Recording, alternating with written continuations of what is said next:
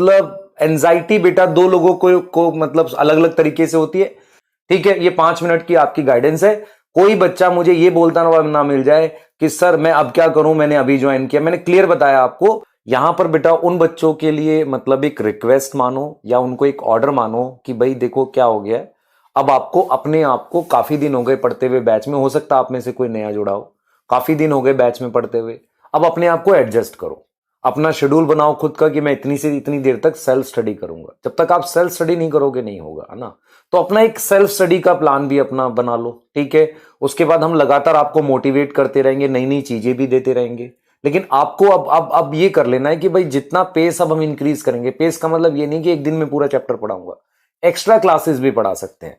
तो जैसे जैसे हम पेस इंक्रीज करेंगे आप उसको एडजस्ट करो, आप मेहनत करो, साथ के साथ हमारे साथ मेहनत करो, क्योंकि लास्ट में जाकर बेटा बहुत तेज कराने से फायदा नहीं होगा ना, अभी पेस इंक्रीज करना पड़ेगा आपके लिए। तो वही चीज हम करने वाले हैं, है ना। आपके लिए कुछ ना कुछ स्पेशल करेंगे इस तरीके से, ताकि आपका सिलेबस भी हम बहुत इजीली टाइम पर करा सके।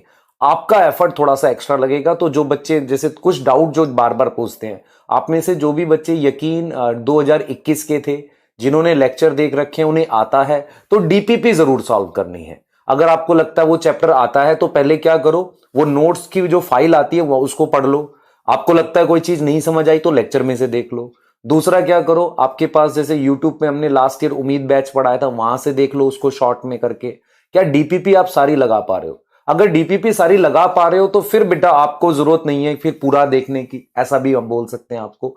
आप अपने देखो, एक चीज आपको समझ में आनी चाहिए कि आपको भी सिलेक्ट करना है कि क्या हमें अभी सारा देखना है। मान लो अगर आप सारा पुराना, जिनका बैकलॉग है उनके लिए बोल रहा हूं, पुराना सारा देख पाओगे इतना टाइम शायद ना हो, तो कहीं से उसको कवर करो, पर डीपीपी जरूर बनाओ। क्वेश्चंस आपने जरूर सॉल्व करने हैं, ये चीज क्लियर है बेटा। क्वेश्चंस जितने ज्यादा अच्छे से बनाओगे उतना आपके लिए अच्छा रहेगा। तो ये करते हुए हम आगे बढ़ेंगे। दूसरी चीज, अब यहां से रिवाइज कैसे करना है, क्या हमें कोई रिवीजन प्लान फॉलो करना है? बिल्कुल फॉलो करना है। तो हम आपके लिए एक रिवीजन प्लान लाएंगे कि भाई 11th के टॉपिक्स हम ऐसे दे रहे हैं। पर मैंने असल में क्या किया है, यकीन 2022 उनका 11th लगभग खत्म हो गया है, तो उनमें एक टेस्ट प्लान किया हुआ है। तो वो टेस्ट जो होगा वो फैब में जाकर होगा।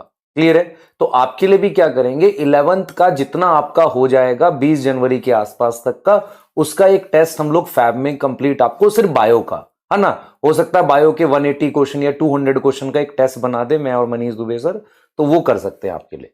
तो प्लीज थोड़ा सा अपने आप को मोटिवेट कर लो कि यार अब हमें करना है ना।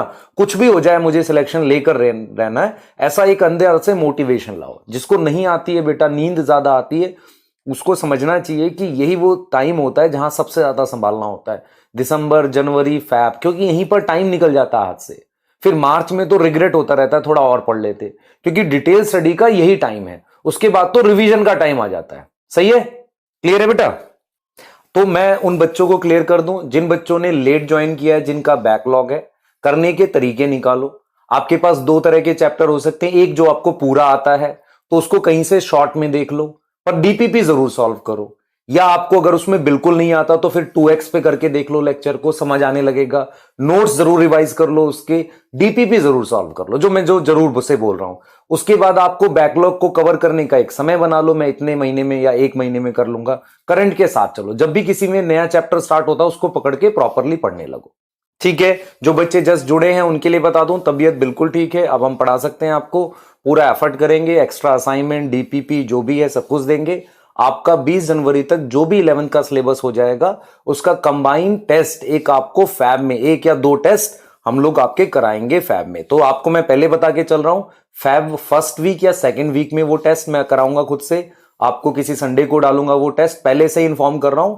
तो आपका मान लो 14 चैप्टर 15 चैप्टर आपके हुए रखे होंगे 20 जनवरी तक, वो 14 चैप्टर 11th के आएंगे फैब के फर्स्ट या सेकेंड वीक में। आप उसको तैयार करना धीरे धीरे स्टार्ट कर दो। ठीक है? उसकी प्रैक्टिस करते रहो। प्रैक्टिस रिवीजन कैसे करनी है, बहुत सारे बच्चे पूछते हैं। रिवीजन करने का एक ही तरीका है बेटा, सबसे पहले अपने नोट्स रिवाइज करो। आप बार बार लेक्चर नहीं देख सकते, नोट्स रिवाइज करो। नोट्स को क्या करोगे, अपने जब नोट्स पढ़ते हो तो आपको कई बार ऐसा लगता है यार 2 पेज पढ़ लिए, इसमें काम का सिर्फ मेरे पास कितना है, आधा पेज है। तो उस आधे पेज को या तो मार्क कर लो या पेंसिल से दोबारा लिख लो उतने को ना वहीं पर, और बार बार फिर उसी को रिवाइज करना, क्योंकि जब हम पढ़ाते हैं तो ज्यादा लिखवाते हैं समझाकर। तो आपने यही करना है। जिसे आप शॉर्ट नोट बोल सकते हो, वो कर लो और फिर बार बार उसी को रिवाइज करो। एनसीईआरटी अभी रीड करो, बाद में शायद समय ना मिले इतना ज्यादा तो एनसीईआरटी को रीड करो। तो अब धीरे धीरे क्या करो, कोई सोर्स पक्का कर लो जिसको आप नीट तक कम से कम 10 बार रिवाइज कर चुके होगे। सोर्स पक्का कर लो। कई बार एनसीईआरटी पढ़ते हो, कभी नोट्स पढ़ते हो, कभी पैकेज पढ़ते हो, कभी फलाना पढ़ते हो, कभी ढिमकाना पढ़ते हो, उससे नहीं होगा सिलेक्शन।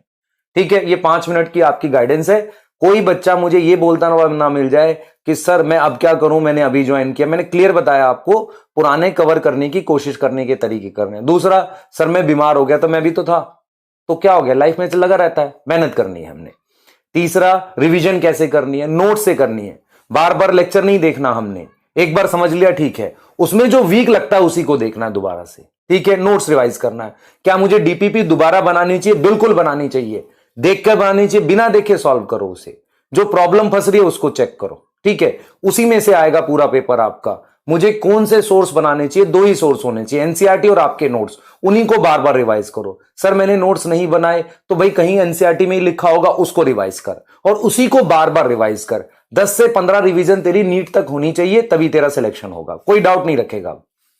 एंजाइटी इज द मतलब एंजाइटी बेटा 2 लोगों को मतलब अलग अलग तरीके से होती है। जिनको एंजाइटी होती है वो कई बार ज्यादा एफर्ट करते हो, जिनको एंजाइटी होती है बिल्कुल एफर्ट नहीं करते। तो आप में से सारे बच्चे जिनको अब चिंता होने लगी है हमारा होगा नहीं होगा, वो डेट देखकर ज्यादा होती है कि अब डेट अब आ गई, उसको भूल जाओ। इसका सिलेबस कवर करना है, अच्छे से पढ़ना है, लगे रहो। कितने घंटे पढ़ना चाहिए? मेरे हिसाब से 14 से 16 घंटे। नींद कितनी आनी चाहिए? 6 घंटे 7 घंटे से ज्यादा नहीं। तो उस तरीके से प्लान करो। ठंड में नींद सबको आती है बेटा, हमें भी आती है, आपको भी आती है, तो हम भी पढ़ा रहे हैं, आप भी पढ़ो। ठीक है, डॉक्टर बन जाओगे तो ये सारी चीज मतलब आपके पास से कोई दिक्कत नहीं होने वाली है। चलें आगे। मेरे बच्चे काफी दिन से इस चीज को पूछना चाह रहे थे मेरे से, सर मेरे को बहुत चिंता हो रही है, होगा नहीं होगा।